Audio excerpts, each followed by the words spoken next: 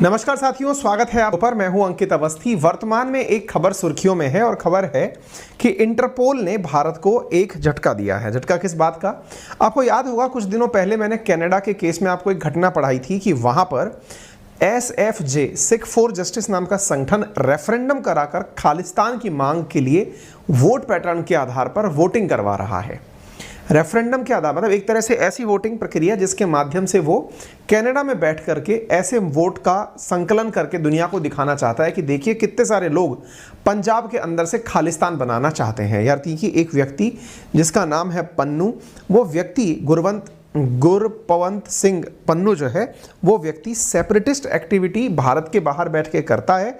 और भारत जब उसके खिलाफ इंटरपोल, जो कि अंतर्राष्ट्रीय पुलिसिंग की एक संस्था है, उसके पास जानकारी भेजती है कि इसे रेड कॉर्नर नोटिस जारी किया जाए, यानी ये जहां जाए वहां पर इसके खिलाफ सरकारें कार्रवाई कर सकें, तो वो लोग मना कर देते हैं। ये पहली बार नहीं है, दूसरी बार ऐसा हो रहा है जब भारत सरकार के द्वारा गुरपवंत सिंह पन्नू के खिलाफ जब जानकारी दी गई कि इसे रेड कॉर्नर नोटिस दिया जाए तो वहां से इनकार हमें सुनने को मिला है। आइए पूरा मसला जानते हैं, क्या है पूरी कहानी, विस्तार से समझने का प्रयास करते हैं।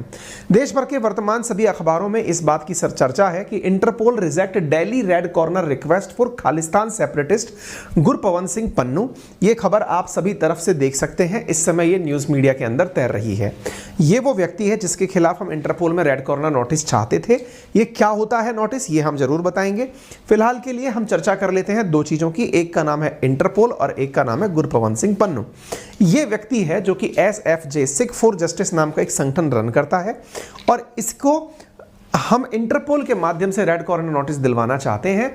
आप लोग इन दिनों जितनी भी घटनाएं देख रहे हैं कि भारत के जितनी भी संस्थाएं हैं उनके ऊपर मतलब खालिस्तान समर्थित नारे लिखना या फिर रेफरेंडम करा के भारत सरकार के खिलाफ नारे प्रदर्शन करना, वो इसकी संस्था के द्वारा प्रमुखता से किया जा रहा है।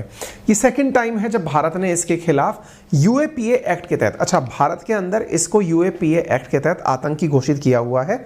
अनलॉफुल प्रिवेंशन एक्ट के तहत हमने इसको आतंकी डिक्लेयर किया हुआ है और यही कारण है कि हमने 2019 में भी इस व्यक्ति के खिलाफ रेड कॉर्नर नोटिस की डिमांड इंटरपोल से की थी। तब भी इनकार हो गया था और इस बार भी इनकार हो गया है। अब होता क्या है कि क्यों इनकार हो रहा है, इस सवाल को भी जान लेते हैं। क्या ये भारत के लिए आतंकी नहीं है?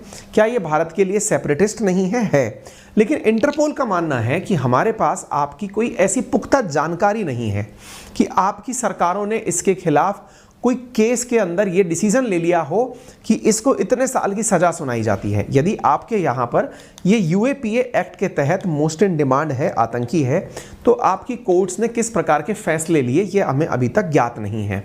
जब तक बात की जाए UAPA एक्ट के तहत लोगों को गिरफ्तार करने की, तो इनका कहना है कि आपके देश में ऑलरेडी, इंटरपोल का कहना है कि आपके देश में ऑलरेडी इस एक्ट के माध्यम से बहुत सारे ऐसे केसेस दर्ज हुए हैं जो कि ह्यूमन राइट एक्टिविस्ट के ऊपर या फिर इसका मिसयूज हुआ है। और आपको मालूम होना चाहिए कि इस एक्ट के ऊपर मिसयूज होने की घटनाएं सुप्रीम कोर्ट में भी कई बार दर्ज की गई हैं, अनलॉफुल एक्टिविटी प्रिवेंशन एक्ट के तहत, यानी कि देशद्रोह के नाम पर लोगों को उठा करके बंद कर देने की घटनाएं। तो ऐसी स्थिति में इंटरपोल ने कहा कि केवल इसी आधार पर कि यह व्यक्ति देशद्रोही है, यह एक ऐसा आधार नहीं है जिसे हम इंटरपोल में रेड कॉर्नर नोटिस जारी कर दें। 195 देशों की पुलिस फिर इस व्यक्ति को ढूंढने लग जाए, यानी कि ये जहां जाए फिर वहां की पुलिस इसको गिरफ्तार करे या फिर इसकी गतिविधियों पर बैन लगाए। तो ऐसा हमें कोई प्रॉपर आधार नहीं मिल रहा है। इंटरपोल ने अपने हवाले में आर्टिकल 3 का भी हवाला दिया और कहा कि देखिए इंटरपोल ऐसी चीज़ों से बचता है जिन चीज़ों के अंदर कोई भी पॉलिटिकल, मिलिट्री, रिलीजियस कैरेक्टर की स्थिति हो कि देश अपने ही विरोधियों को पकड़वाने के लिए इंटरपोल की मदद ले। पहले ये डिक्लेयर करिए कि कौन से कानून के तहत उसे आप लोगों ने सजा दी है। फिलहाल के लिए इसके खिलाफ देश के अंदर बहुत सी जगह पर मुकदमे दर्ज तो हैं, लेकिन फैसले आने बाकी हैं। अमेरिका, कनाडा, ब्रिटेन जैसी देशों के अंदर यह व्यक्ति बैठ करके गैरकानूनी मतलब कट्टरपंथी सिखों द्वारा संचालित एक ऐसा संगठन क्रिएट कर रखा है जो कि देश के अंदर से बहुत से हिस्सों को मिला करके एक नए देश खालिस्तान की मांग करता है। पन्नू के ऊपर वर्तमान में 22 केस दर्ज हैं पंजाब, चंडीगढ़, हिमाचल प्रदेश, हरियाणा और दिल्ली के अंदर। इसके ऊपर जो सबसे बड़े चार्जेस लगे हैं वो टेरर को प्रमोट करने के, सेडिशन, म्यूटिनी, क्रिमिनल कॉन्स्पिरेसी और अटेम्प्ट टू मर्डर के चार्जेस लगे हुए हैं। पन्नू को स्पेशल एनआईए कोर्ट इन मोहाली के द्वारा फरवरी 3, 2021 के अंदर अरेस्ट वारंट भी जारी किया गया था कि इसको गिरफ्तार किया जाए। नेशनल इन्वेस्टिगेटिंग एजेंसीज इसके खिलाफ रेड कॉर्नर नोटिस के लिए मई 21, 2021 से लगातार प्रयास कर रही हैं। देश के अंदर एनसीबी नाम से नेशनल क्रिमिनल ब्यूरो जो है वो लगातार कोशिश में है कि इसे टेररिस्ट एक्टिविटी से रिलेट करके दिखाया जाए। सिख फॉर जस्टिस खालिस्तान की मांग करने वाला एक ऐसा संगठन है जो कि यूएस बेस्ड है और भारत के पंजाब वाले क्षेत्र से एक नए देश की मांग करता है। इसके संस्थापक का नाम ही गुरपवंत सिंह पन्नू है। इसी को भारत जो है वो रोकना चाहता है क्योंकि अल्टीमेटली ये भारत के टुकड़े करने की बात करता है। ठीक है, तो स्टॉप खालिस्तान रेफरेंडम इंडिया ने हाल ही में कनाडा से भी कहा था। आपको याद होगा कनाडा के अंदर इसी के द्वारा एक रेफरेंडम करवाया गया था हाल ही में 2 वीक पहले, और भारत ने अपने द्वारा कनाडा से कहा था कि आप इस तरह की गतिविधियां वहां पर ना चलाएं।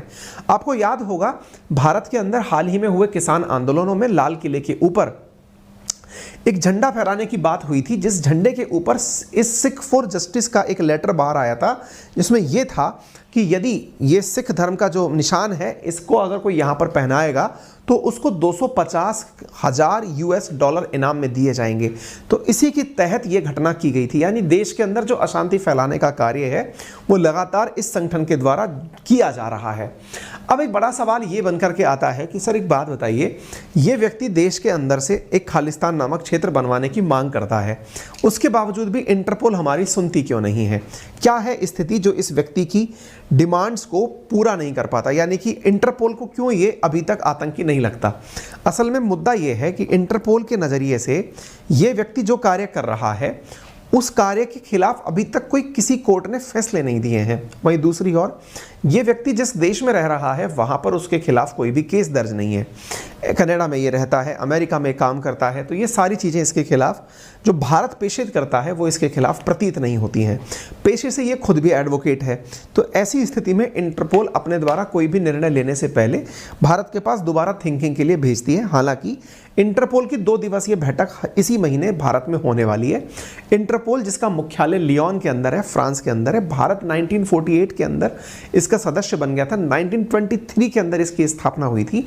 ये इंटरनेशनल पुलिसिंग का एक अंतर्राष्ट्रीय संगठन है। इसका उद्देश्य है कि दुनिया भर के जितने भी राष्ट्र हैं वो अपने यहाँ पर एनसीबी नेशनल क्राइम ब्यूरो करके एक संस्था बनाएं और वो सारी संस्थाएं मिलकर के अंतर्राष्ट्रीय स्तर पर जितने भी लोग मोस्ट वांटेड हैं उन्हें एक दूसरे के साथ जानकारी के रूप में साझा करते रहें। भारत में एनसीबी की कार्रवाई सीबीआई के द्वारा की जाती है और सीबीआई ही इस प्रकार से इनके साथ संपर्क में रहती है, इंटरपोल के साथ संपर्क में रहती है। तो देखना होगा हाल ही में जो नए इंटरपोल के जो अभी बैठक यहाँ होने वाली है उसके क्या नतीजे निकल करके आते हैं।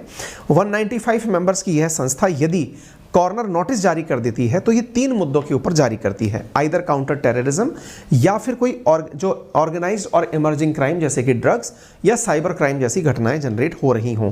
इसके जो कॉर्नर नोटिस जारी किए जाते हैं उनमें से red corner, yellow corner, blue notice, black notice, green notice, orange notice, purple notice और Interpol UN security council special notice प्रमुख होते हैं।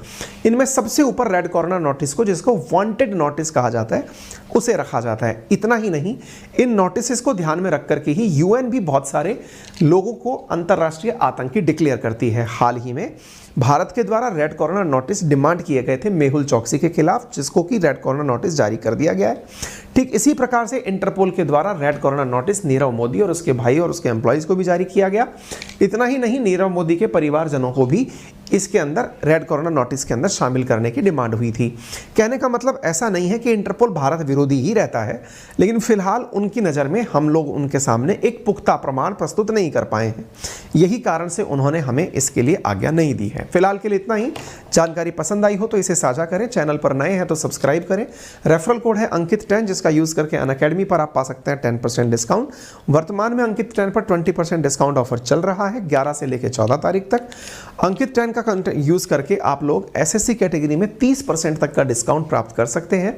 14 तारीख तक आपके लिए यह ऑफर वैलिड है। यूपीएससी कैटेगरी के अंदर 11 से 14 तारीख के बीच में ईपीएफओ के अंदर 20% डिस्काउंट के साथ कोर्सेज उपलब्ध कराए जा रहे हैं। आपका समय शुभ हो।